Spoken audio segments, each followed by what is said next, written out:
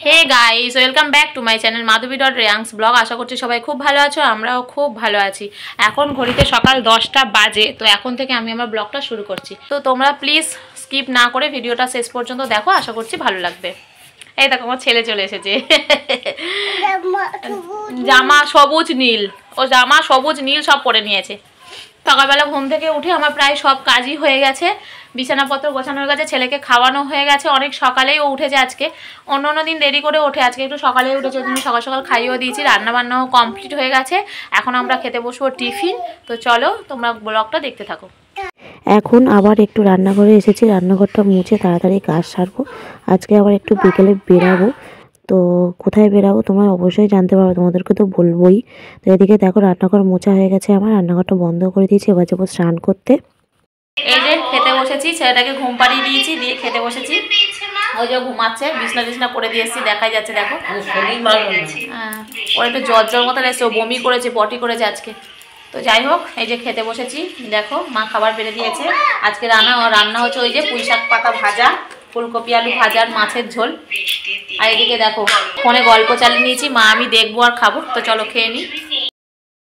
খেয়ে দিয়ে উঠে দেখো রেডি হয়ে গেছি, দেখতেই পাচ্ছ। এখন বেরাচ্ছি, একটু সোনারপুর যাব বাজারে।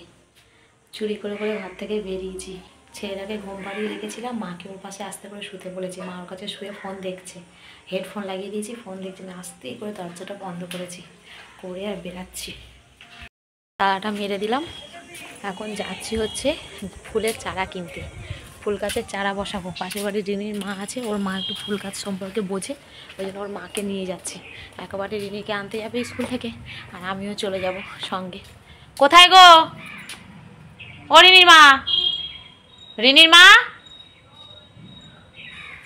বাবা আওয়াজই তো দিচ্ছে না, আমি এদিকে রেডি হয়ে বেরিয়ে পড়েছি। ও রিনির মা, মা রে আওয়াজ দিচ্ছে না। চলো কোথায় বসাবো তোমাদেরকে দেখিয়ে দিই ঝট করে। এই যে দেখো আমার গোলাপ গাছ টাছগুলো, পাশে দেখো এতগুলো ফাঁকা রয়েছে টবগুলো, এই টবগুলোতে বসাবো।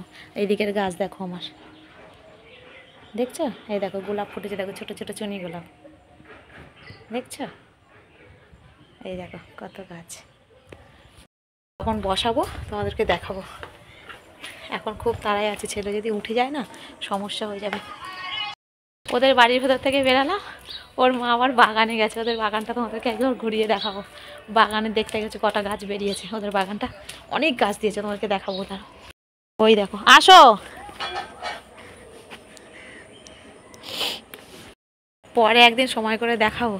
এখন খুব ব্যস্ততার মধ্যে আছি, তো ও ঘুমাতে ঘুমাতে চলে আসতে হবে, তো তাই তাড়াহুড়োতে না খুব দ্রুত গেছি, তো ওই জন্য আর সেই গাছগুলো কেনার সময় ভিডিও করা হয়নি, বুঝেছো? এই গাছগুলো কিনেছি, সঙ্গে একটু মেথি শাক নিয়েছি, আর বাকি কয়েকটা গাছ রিনির মা পরে কিনবে। এখন আবার চলে গেছি স্কুলের সামনে, কারণ রিনি এখন স্কুল থেকে বেরোবে, ওকে নিয়ে তবে আমরা বাড়ি ফিরবো, গিয়ে আবার এই গাছগুলো লাগাতে হবে। তো চলো বাড়ি ফিরি। চলে এসেছি বাড়িতে, আস্তে আস্তে তালাটা খুলেছি, দুজন ঘুমাচ্ছে। অনেক হাঁটি না তো, হঠাৎ হেঁটেছি, কোমর যন্ত্রণা করছে।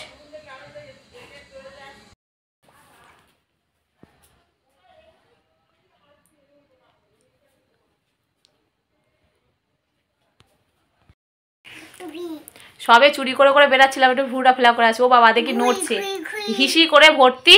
এই চেঞ্জ করে দিলাম, আবার জ্বর এসেছে, জ্বরের ওষুধ দিলাম। হ্যাঁ ঘুরিয়ে যাবে, এখন ঘুরিয়ে যাবে। চলো ঘুরতে নিয়ে যাবো, তাড়াতাড়ি উঠেছে, একটু ঘুরিয়ে নিয়ে আসি চলো। জ্বর এসেছে আবার, এটাই তো চিন্তার বিষয়। একটুখানি পড়ো, কি পড়াবো? প্যাম্পাস পরিয়ে দাও। প্যাম্পাস পরাতে হবে না, এসে পড়বে। এখন প্যাম্পাস পরাতে গেলে আবার প্যান্টটা খুলতে হবে এক্ষুনি। নাও মোজা দুটো পরো। চলো বাবা, আমি একেবারে ভুরুটা ফ্ল্যাগ করে আসবো, তোমায় নিয়ে ঘুরিয়েও নিয়ে আসবো। জুতো দেবো, আগে মোজা পরো, তারপর তো জুতো পরবে। পরো। জ্বর আসলে খুব ইয়ে লাগে, তাই না? চিন্তার বিষয়। আমার ছেলে জ্বর আসলে তো অন্যরকম সমস্যা। চলো ঘুরতে নিয়ে যাবো, চলো ঘুরে আসি। এই যে এখন রিনির মা গাছগুলো লাগাতে বসেছে, তার কারণ উনি একটু ভালো বোঝে গাছ সম্পর্কে, তাই আমি আর লাগাইনি, ওনাকে দিয়েই লাগাচ্ছি। না গো, আমি ভুরু ফ্ল্যাগ করবো গো। এনে ওর তলায় ঢালো মাটি, ওই ওপরটাই থাকো, ওই ওপরটাই থাকো, তোর পায়ের কাছে ওই ওপরটাই ঢালো। হ্যাঁ ওখানটা ঢালো, তাহলে আমি ওই মাটি। হ্যাঁ ভিতরে ভালো মাটি, ওদের মধ্যে গাছ বসানো ছিল ওদের। কোনটা? এটা কিছু দাও না, খুঁচিয়ে দেবো। তোমার তো শুয়ে আছে, আমি কি করবো? তোমার তো সেই তোমার মেয়ে ডাকো এখান থেকে, সেই কাস্তেটা দিই। ওই ভটা কাটতে দাও তো। আসছি তাহলে এক্ষুনি আমি, ততক্ষণে তুমি বসা দাও, আমি চলে আসবো। হ্যাঁ চলো চলো চলো চলো, আসু আসু আতু আতু। বাবার আমি উঠেছি, দেখ নামতে পারছি না। চলে এসেছি, এই যে বাড়ি, এই যে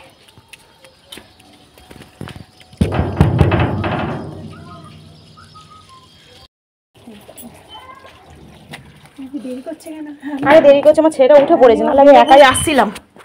ওই ঘরে দিদি ভাই আছে, যা ঘুরে আয়। যাবি? ভাই আছে, যা যা, ওই ঘরে আছে, যা দিদি ভাইয়ের কাছে যা, ঘুরে আয়। যাও না, একটু দিদি ভাইয়ের কাছ থেকে ঘুরে আসো। যাও না, যাবে না? বাড়িতে ফিরেই তাড়াতাড়ি করে ওটা তুলে নিয়ে চলে গেলাম ঘুম থেকে, ওই জন্য ফিরেই তাড়াতাড়ি করে দেখো দুধ গরম করে দুধ নিয়ে চলে এসেছি। ও মা, আজকে আর সুজি করার সময় পাইনি, কদিন পর সুজি দিচ্ছিলাম, আজকে আর সুজি করার সময় পাইনি। ওর খিদে পেয়েছে বলে এই যে মুড়ির ছাতু করে রাখি না আমি, ওই মুড়ির ছাতু দিয়ে দুধ করেছি, ওকে খাওয়াবো। ও আর বসে থাকতে পারছে না, মাঝে মাঝে শরীর। ও বাবা জল খাবে? ও জল খাবে, দাঁড়াও দিচ্ছি। কত কথা, দাঁড়াও দিচ্ছি। এটা দিয়ে তুমি টেনে টেনে খাবে তো, এই দুধ পড়ে যাবে। ওঠো। কি তোমার শরীর খারাপ দুষ্টুমি করে না, এর থেকে দেখো চুষে চুষে খাওয়া যায়। হ্যাঁ চুষে, ওঠো ওঠো, এই দেখো, নাও নাও খাও, ওঠো ওঠো, হ্যাঁ ওঠো, আস্তে করে ওঠো, নাও খাও, আস্তে করে খাও, হ্যাঁ ওরকম করে খাও, আস্তে আস্তে খাও। তো চলো দুধটা খাইয়ে দিই। ও এখন কত কথা শিখেছে বুঝতে পারছো, টুকটুক টুকটুক করে একটা একটা কথা বলে, কি ভালো লাগে শুনতে।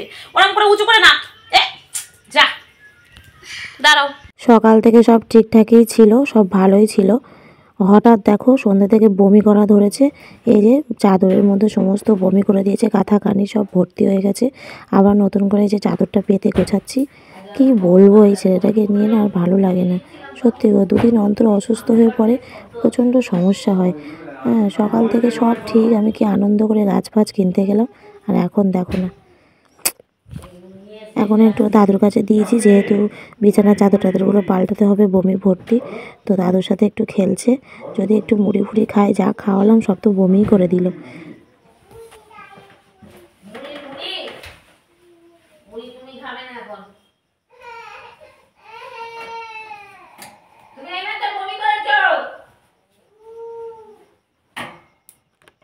এদিকে এই গামলাতে সমস্ত চাদর টাদরগুলো আলাদা করে রেখেছি, এগুলো আবার কালকে কাচতে হবে, এগুলো বমির। বিছনাটা গুছিয়েছি, আর এদিকে দেখো একটা কাকু এসেছে, কাকুটা এখন একটু গল্প করছে।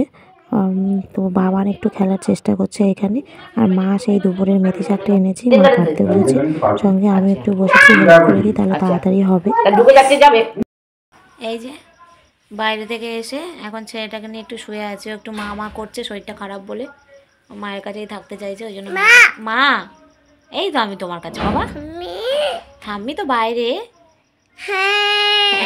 যাবে তুমি? তুমি ঠাম্মির কাছে যাবে? এই তুমি ঠাম্মির কাছে যাবে? যাবে? ও বাবা কত রকম জানে, গাটা গরম, পুরো আগুন হয়ে আছে, কত রকম জানে। চলো, মা আবার আটা দিয়ে গেছে, আটাটা মাখি। শোনা ওঠো, আমরা আটাটা মাখি দুজন মিলে, চলো তুমি আমার কাছে বসে থাকবে। চলো দেখো মা আটা দিয়ে গেছে, চলো আটাটা মেখে ফেলি, মা আবার রুটি করবে। আটাটা মাখা হয়ে গেছে, ঢাকা দিয়ে রাখলাম, মা করবে রুটি। এখন আমি আবার রান্নাঘরে চলে এসেছি, ছেলেটা বমি করেছে না, ওই জন্য দুধ বসাতে এসেছি। তখন তো খেতে পারিনি আর কিছু, তাড়াতাড়ি একটু দুধ খাইয়ে জ্বরের ওষুধ দেবো। ওর আবার জ্বর এসেছে 100.5, ওর বাবা এক্ষুনি মেপেছে, কি বলবো। এখন একটু দুধ বিস্কুটই দেবো পাতলা করে, যেহেতু সন্ধ্যেবেলার খাবারটা বমি করেছে তো তাই। তো চলো খাইয়ে দিই। দেখো না, খেয়ে উঠেই আবার বমি করেছে। এই যে এখন নিয়ে একটু হাঁটছি, কি করব বুঝতে পারছি না, খেলেই বমি করে দিচ্ছে, জানো কিচ্ছু পেটে রাখতে পারছে না ঠাকুর। বমি করছিল, আবার সঙ্গে ধুম জ্বর এসেছে, আবার পটিও শুরু করেছে।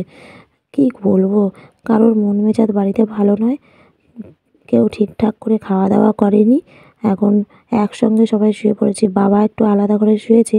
এখানে দেখো আমার শাশুড়ি মা শুয়েছে, আমার বর শুয়েছে, আমি বাবানের কাছে সবাই রয়েছি। শ্বশুরমশাইও ছিল এতক্ষণ, কিন্তু এখানে তো সবাইয়ের হবে না, তাই বাবা আলাদা গেছে ওই ঘরে শুতে। তো কি বলবো, মানে বাবানের শরীর খারাপ হলে না কারোরই ভালো লাগে না বাড়িতে, সবারই মন মেজাজ খারাপ হয়ে যায়। হ্যাঁ, সব থেকে বড় কথা জ্বর এসেছে না, এটাতেই মানে খুব টেনশান আমাদের, কারণ ওর জ্বর আসলেই না খিঁচুনি আসে, এটাতেই ভয়। ওই জন্য সবাই বসে আছি ওর কাছে। আর আমার তো কিছুতেই ঘুম আসছে না, সবাই তবু ঘুমিয়ে পড়েছে, আমি ছেলেটার দিকে তাকিয়ে বসে আছি। তার কারণ হচ্ছে কখন চোখ মুখ ঢাকা পড়ে যায়, আবার জ্বরের ওষুধ দিলাম। তো কি বলবো, সবাই ঘুমিয়ে পড়েছে, আমার ঘুমিয়ে আসছে না। তো চলো আজকে ভিডিওটা এখানেই শেষ করে দিচ্ছি। তো আমরা প্লিজ একটু ঠাকুরের কাছে প্রার্থনা করো যেন ছেলেটা সুস্থ হয়ে তাড়াতাড়ি ওঠে।